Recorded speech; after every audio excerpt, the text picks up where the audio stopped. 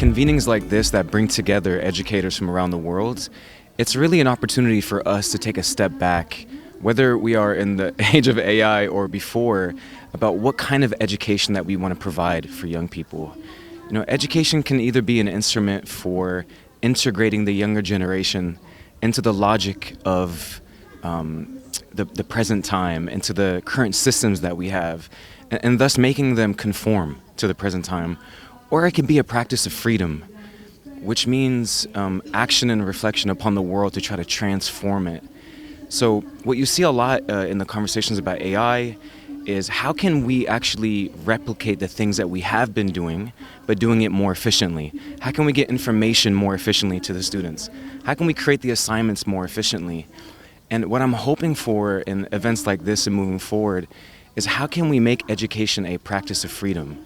How can we make it into an opportunity for students to change the world?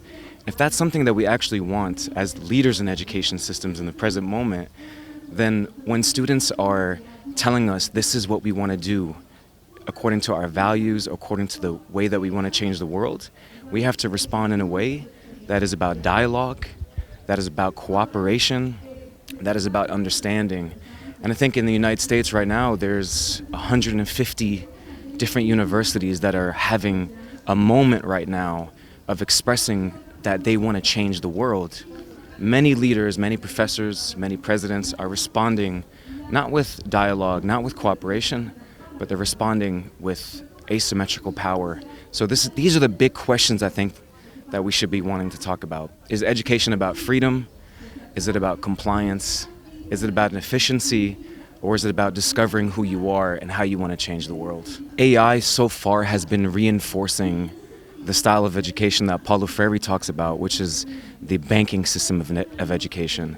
That the teacher is the one who holds the knowledge and they make deposits into students' minds. These can be lectures, they can be assignments, they could be questions. And I think that AI really fits that kind of modality, right? Instructionist modality.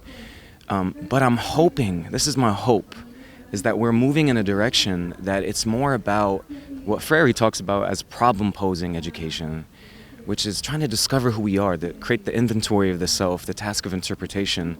And with that understanding, how do we want to change the world? And how can our education actually be a vehicle for that?